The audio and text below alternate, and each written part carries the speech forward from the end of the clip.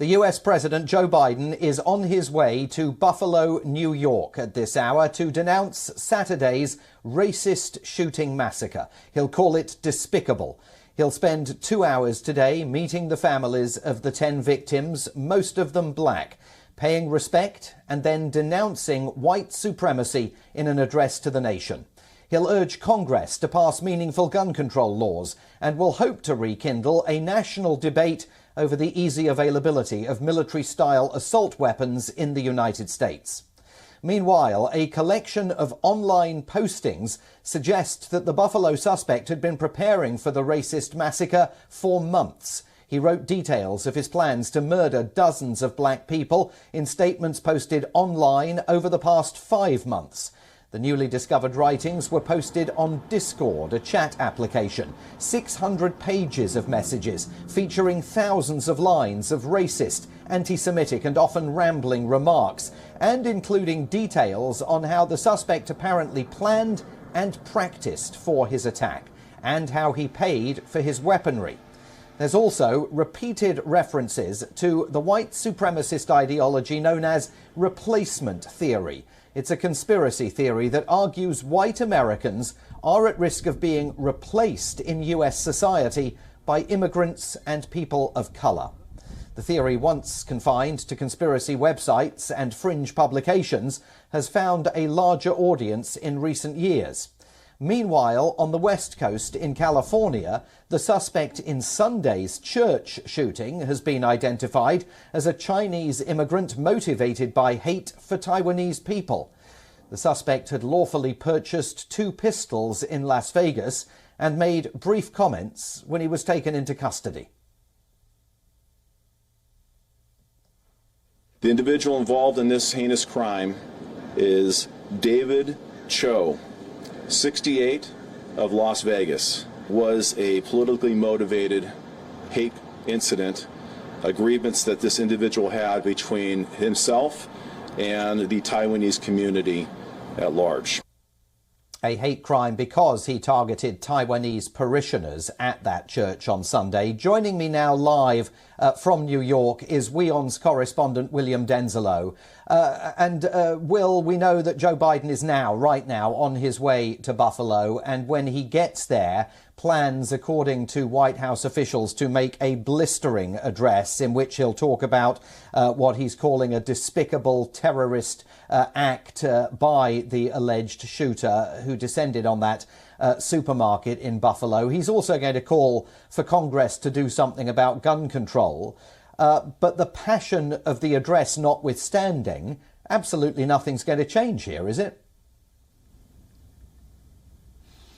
Well, Simon, it's absolutely right. Of course, how many times have we discussed the issue of gun control in the wake of a mass shooting in the United States? There have been repeated calls from politicians here in the country to see radical change in the wake of shootings that we have seen transpire, and yet again we've seen repeatedly roadblocks put in the way. Of course, there have been so many calls for limitations when it comes to assault-style rifles, capacity limits on magazines, and always so many roadblocks we've seen in the past. But again, we can very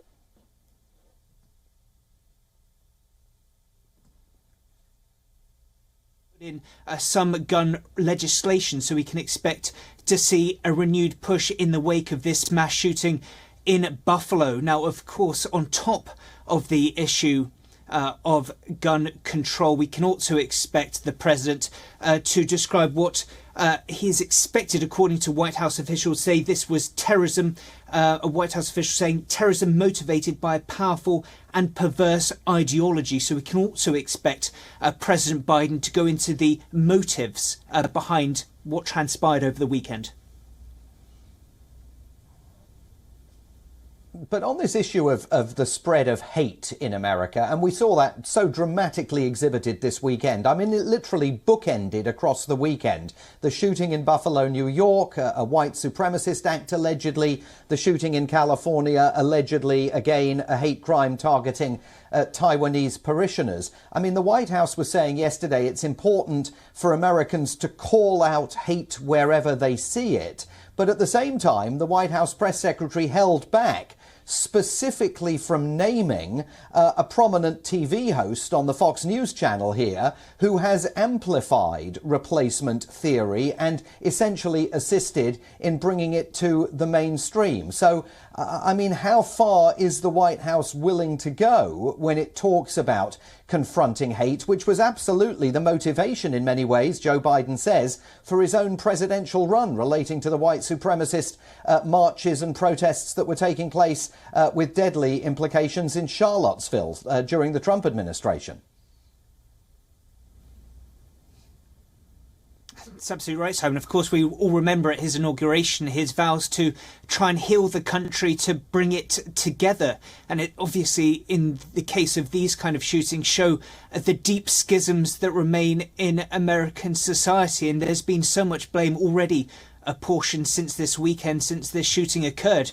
We heard from New York's governor, Kathy Hochul, pointing some of the blame at social media companies. Of course, this was an event that was live streamed for several minutes before it was taken down. Kathy Hochul says that social media needs to take more responsibility over its content to stop hate being espoused on its platforms.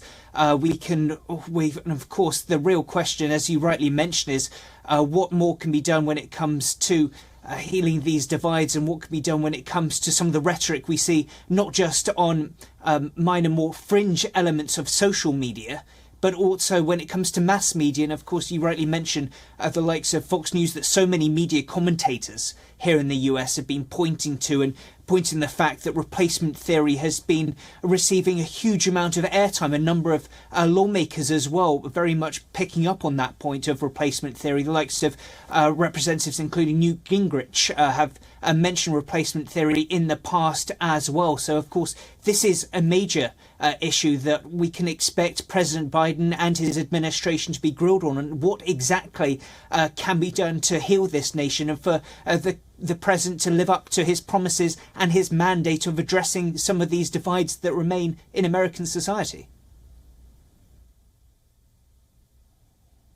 Hugely complicated. William Denzelo reporting for WION Live today from New York City. Thanks very much indeed for being there for us.